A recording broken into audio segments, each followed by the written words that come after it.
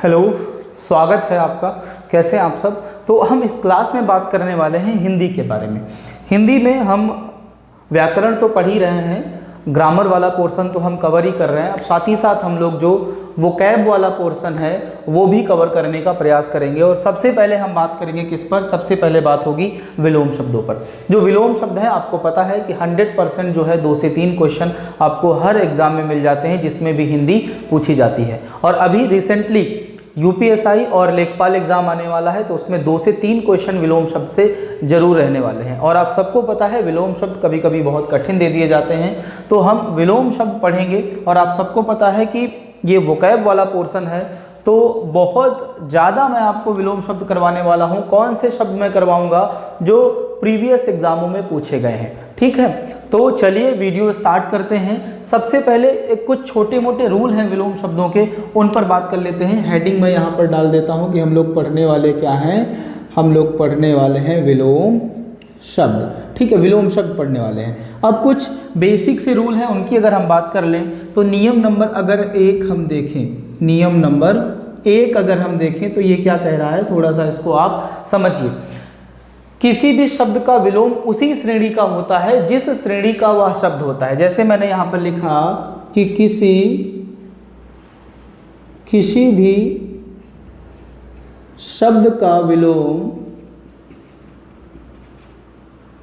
उसी श्रेणी का होता है, उसी श्रेणी का होता है जिस श्रेणी का वह शब्द होता है, जिस श्रेणी का वह शब्द होता है, शब्द होता है। अब इसको थोड़ा सा आप समझ लीजिए, आसानी से चीजें आपको समझ में आ जाएंगी। यहां पर यह कहना चाह रहा है कि अगर कोई शब्द तत्सम है जिसका विलोम शब्द पूछा गया है, तो उसका विलोम भी क्या होगा, कोई तत्सम शब्द ही होगा। जैसे मैंने यहां पर लिखा, ध्यान दीजिएगा, जैसे मैंने यहां पर लिखा पुरुष, और आपसे पुरुष का जो है वो विलोम शब्द पूछा गया है। और आप सब जानते हैं पुरुष कैसा शब्द है, पुरुष एक आपका तत्सम शब्द है। कैसा शब्द है, तत्सम शब्द है। और इसका जो विलोम होगा तो याद रखिए वो कभी भी औरत नहीं होगा, कभी भी महिला नहीं होगा, उसका विलोम क्या होगा, स्त्री। यानी स्त्री भी क्या है, आपका एक तत्सम शब्द है, ठीक है। तो जिस श्रेणी का, ये तत्सम श्रेणी का शब्द था, तो इसका विलोम भी कैसा होगा, तत्सम श्रेणी का ही होगा, याद रखिएगा। क्लियर है इतनी बात। जैसे अगर दे देता कि औरत का विलोम क्या है, औरत का विलोम क्या है, तो याद रखिएगा औरत का क्या हो जाता, आदमी हो जाता। क्या हो जाता, आदमी हो जाता, औरत का आदमी। क्योंकि ये जो आप देख रहे हैं ये कैसा, तद्भव शब्द है। कैसा है, तद्भव शब्द है, ठीक है। तो जिस श्रेणी का ये शब्द है इसका विलोम भी उसी श्रेणी का ही होगा। इस बात को आपको ध्यान में रखना है। कभी कभी ऑप्शन में जो है कई सारे ऐसे ऑप्शन दे देता है जो लगता है कि ये तो सब सही है, कौन सा लगाए। तो फिर आपको क्या देखना है कि जो शब्द दिया गया है और वो शब्द किस श्रेणी का है, उसी श्रेणी का विलोम आप उठाइए ऑप्शन से और आंसर टिक कर दीजिएगा, ठीक है। तो ये पॉइंट आपको मैं समझाना चाह रहा हूँ, उम्मीद कर रहा हूँ आपको समझ में आ गया होगा। अब नियम नंबर 2 देखते हैं कि 2 क्या कह रहा है। नियम नंबर 2 क्या कह रहा है, देखो नियम नंबर 2 देखते हैं। नियम नंबर 2 कहता है कि किसी भी शब्द का विलोम, ठीक है, किसी भी शब्द का विलोम उसके मूल अर्थ के अनुसार ही होगा। नियम नंबर 2 कह रहा है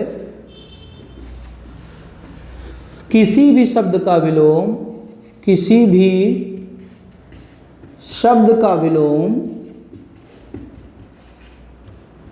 उसके मूल के अनुसार ही होगा, मूल के अनुसार ही होगा। किसके अनुसार होगा, मूल के अनुसार ही होगा, मूल के अनुसार ही होगा। इस पॉइंट को भी आप समझ लीजिए बहुत अच्छे से, कोई दिक्कत इसमें होने वाली नहीं है। क्या कह रहा है, देखो कहना यहाँ पर ये चाह रहा है, जैसे मैंने एक शब्द लिखा सुख, मैंने क्या शब्द लिखा है, सुख लिखा है, ठीक है। अब सुख जो है वो क्या है, एक आपका संज्ञा शब्द है। कैसा शब्द है, संज्ञा, नाउन है। तो इसके नीचे हमने क्या लिख लिया, ये आपका संज्ञा है।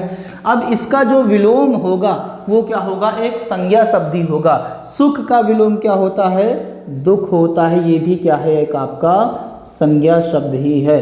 याद रखिए सुख का विलोम हमेशा क्या होगा, दुख होगा। संज्ञा शब्द ये है तो इसका विलोम भी संज्ञा शब्द ही होगा। जैसे मैंने यहाँ पर लिखा सुखी और यहाँ पर क्या मैंने लिखा दुखी। अब सुखी क्या है, एक आपका विशेषण शब्द है और दुखी क्या है, ये भी एक आपका विशेषण शब्द है। याद रखिए कभी भी सुख का दुखी नहीं हो सकता, क्योंकि सुख किस फॉर्म में है, संज्ञा में है, और ये दुखी किस में है, विशेषण में है, तो ये इसका कभी भी नहीं हो सकता है, ये आपको याद रखना है। जो जिस मूल में होगा, ठीक है, जिस रूप में होगा उसका विलोम जो है इसका जो मूल होगा उसी के अनुसार जो है इसका विलोम होगा। अगर ये संज्ञा है तो विलोम भी संज्ञा होगा, और अगर ये विशेषण है तो विलोम भी क्या होगा, इसका विशेषण होगा। ये दो बातें आपको ध्यान में रखनी है, आपका कभी भी विलोम शब्द गलत नहीं होगा। ठीक है, अब हम क्या करते हैं, ज़्यादा से ज़्यादा विलोम शब्द हैं उनकी प्रैक्टिस करते हैं इस वीडियो में, क्योंकि इस वीडियो को हम स्टार्ट कर रहे हैं। ये क्या है, पार्ट 1 है, पहला पार्ट है। कई सारे वीडियो में कई सारे पार्ट में लेकर आऊँगा विलोम शब्दों के। अगले वीडियो में 20-20, 50-50 जो है वो शब्द लेकर आऊँगा। इसमें केवल मैंने 20 शब्दों को उठाया है। चलिए देखते हैं कौन कौन से शब्द हैं। सबसे पहले वाचाल शब्द दिया हुआ है, वाचाल का जो है वो विलोम शब्द पूछा है, तो वाचाल का विलोम शब्द क्या हो जाएगा, मूक। वाचाल मतलब होता है कि बहुत ज़्यादा बात करने वाला, और मूक का मतलब होता है बहुत कम बात करने वाला। हाँ ठीक है, हाँ इस तरीके से जो बात करते हैं। अगला दिया हुआ है सिक्त। सिक्त मतलब होता है सिंचा हुआ या गीला। सिक्त मतलब क्या होता है, सिंचा हुआ या गीला, और असिक्त मतलब होता है सूखा। ठीक है, असिक्त मतलब क्या होता है, सूखा। वो बारिश वाला सूखा नहीं, ये जो पानी जो पड़ता है नहीं पड़ता वो वाला सूखा। ठीक है, तो सिक्त कैसे लिखा हुआ है याद रखिएगा, और इसका अपोजिट यानी विलोम क्या हो जाएगा, असिक्त हो जाएगा। कुछ बातें आपको और याद रखनी है, जो मैं इनके अर्थ बता रहा हूँ वो याद रखना है, और साथ ही साथ ये वर्तनी कैसे लिखी हुई है, वर्तनी के आधार पर देखते जरूर रहिएगा कि कैसे ये लिखे गए हैं। आपको यहाँ से प्रश्न जो है मिलने वाले हैं कि शुद्ध और अशुद्ध जो वर्तनी होती हैं उनमें भी प्रश्न देखने को मिलेंगे। ठीक है, अगला है पूर्ववर्ती। पूर्ववर्ती का विलोम क्या होता है, परवर्ती। पूर्ववर्ती का मतलब होता है कि पहले आया हुआ, और परवर्ती का मतलब होता है बाद में हुआ, या इसका मतलब होता है, कह सकते हैं पहले जो हुआ है, और इसका मतलब होता है जो बाद में हुआ है। ठीक है, नीरस। नीरस का मतलब होता है रसहीन, जिसकी जिंदगी में कोई किसी प्रकार का कोई आनंद, कोई रस ही ना हो। और सरस, इसका विलोम हो जाएगा, सरस का मतलब होता है रसीला, या जिसके जीवन में बहुत सारा आनंद हो। ठीक है, तो नीरस का क्या हो जाएगा, सरस हो जाएगा। अब निर्भीक। निर्भीक का मतलब आप जानते हैं जिसको डर ना हो, जो डरे ना। और भीरू का मतलब होता है डरा हुआ या कायर। भीरू कभी भी याद आएगा, याद रखिएगा, डरा हुआ या कायर। ये थोड़ा सा अलग शब्द आपको मिल रहा है। ठीक है, अब जंगम दिया हुआ है, तो जंगम का मतलब होता है कि एक स्थान से दूसरे स्थान तक पे ले जाने वाला, जो एक स्थान से दूसरे स्थान पर जा सके उसको हम लोग क्या बोलते हैं, जंगम। और स्थवर का मतलब होता है अचल, जो एक ही स्थान पर क्या होता है, कांस्टेंट होता है, स्थिर होता है, वो इधर से उधर जो है वो ट्रैवल नहीं कर सकता है। कुसुम। कुसुम का मतलब होता है पुष्प। पुष्प होता है या फूल होता है, और इसका विलोम क्या हो जाएगा, वज्र। वज्र का मतलब होता है कठोर। याद रखिएगा वज्र कैसे लिखा हुआ है, वज्र का मतलब क्या है, कठोर, और कुसुम का मतलब क्या होता है, फूल या पुष्प। फूल का याद रखिएगा कठोरी हो जाएगा, क्योंकि फूल क्या होते हैं, कोमल मुलायम होते हैं। उत्कृष्ट। उत्कृष्ट की बात करें तो होता है श्रेष्ठ या उत्तम। उत्कृष्ट का क्या होता है, श्रेष्ठ या उत्तम। और निकृष्ट का मतलब क्या होता है, नीच या अधम। उत्कृष्ट का मैंने क्या मतलब बताया है, श्रेष्ठ या उत्तम, और निकृष्ट का मतलब होता है नीच या अधम। अगला है उन्मीलन। उन्मीलन याद रखिएगा, उन्मूलन शब्द अलग होता है और उन्मीलन अलग होता है। उन्मीलन कैसे लिखा हुआ है याद रखिएगा, और इसका विलोम जो होता है वो निमीलन होता है। उन्मीलन का मतलब होता है कि पलक का उठना। ये जो पलक होती है इसको जब ऐसे उठाते हैं, यानी आंख का खुलना कहलाता है उन्मीलन, और निमीलन कहलाता है पलक का गिरना। ये पलक ऐसे बंद करते हैं तो इसको क्या बोलते हैं, निमीलन बोलते हैं। अगला है उत्कर्ष, और इसका क्या हो जाएगा, अपकर्ष। उत्कर्ष का मतलब होता है उन्नति, और अपकर्ष का मतलब होता है पतन। ठीक है, अपकर्ष का क्या हो जाएगा, पतन। अब दिया हुआ है उक्त। उक्त मतलब होता है कहा हुआ या कथित। उक्त का मतलब होता है कहा हुआ या कथित, और इसका क्या हो जाएगा, अनुक्त यानी अकथित। क्या हो जाएगा, अकथित हो जाएगा। ठीक है, तो कैसे लिखा हुआ है ये भी आपको याद रखना है। उक्त मतलब कथित और अनुक्त मतलब अकथित। ठीक है। आकाश का पाताल, कभी कभी ये मैंने इसलिए लिख लिया क्योंकि लोग क्या लगा देते हैं, आकाश का पृथ्वी लगा देते हैं। पृथ्वी नहीं होगा, आकाश का हमेशा पाताल होगा।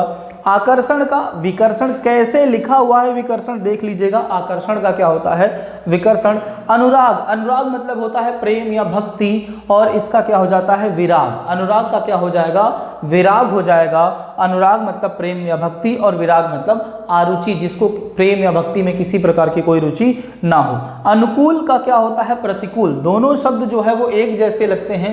प्रतिकूल भी आप सोचते हैं प्रतिकूल का मतलब हमारे अनुसार ही होता है, ऐसा नहीं होता है। अनुकूल जो है उसका विलोम होता है प्रतिकूल, याद रखिएगा। अनिवार्य का वैकल्पिक, वैकल्पिक, वैकल्पिक कैसे लिखा हुआ है जरूर याद रखिएगा क्योंकि यहाँ से प्रश्न आपका बनता है। अधम, अधम का क्या हो जाएगा श्रेष्ठ। अधम मैंने कहा था नीच होता है, और इसका अपोजिट क्या हो जाएगा श्रेष्ठ। अतिवृष्टि, अतिवृष्टि का मतलब होता है जहाँ पर बहुत ज़्यादा बारिश होती है, बहुत अधिक बारिश वाला स्थान। और अनावृष्टि मतलब होता है बहुत कम या सूखे वाली जगह जहाँ पर बारिश बहुत कम हुई हो। रूढ़िवादी का होता है स्वच्छंदवादी, कई बार पूछा गया है। रूढ़िवादी का विलोम शब्द क्या हो जाएगा स्वच्छंदवादी। कैसे लिखा हुआ है ये भी आपको याद रखना है। और कृतज्ञ, उपकार मानने वाला इसका अर्थ होता है, और इसका विलोम हो जाएगा कृतघ्न, यानी उपकार ना मानने वाला। कृतज्ञ क्या होता है किया गया उपकार मानने वाला, और ये कृतघ्न क्या होता है किया गया उपकार ना मानने वाला। इस पर जो उपकार किया गया था उसको ये नहीं मानता है। तो ये 20 विलोम शब्द मैंने आपको इस वीडियो में दिए हैं। इसका वीडियो कल मैं आपको अगला दूंगा जिसमें लगभग 30 से 40 क्वेश्चन, 30 से 40 शब्द और आपको अच्छे अच्छे लेकर आऊँगा विद अर्थ के साथ। आपको जो मैंने अर्थ बताए हैं, जिनके अर्थ आपको ना आते हों वो ज़रूर लिख लें, और जो शब्द आपको लिखने में दिक्कत हो रही हो, जिनकी वर्तनी में आपको प्रॉब्लम होती हो, वो तो ज़रूर लिखें क्योंकि शुद्ध अशुद्ध वर्तनी में भी इनका उपयोग होने वाला है 100%। अगले वीडियो में मिलते हैं। Thank you very much.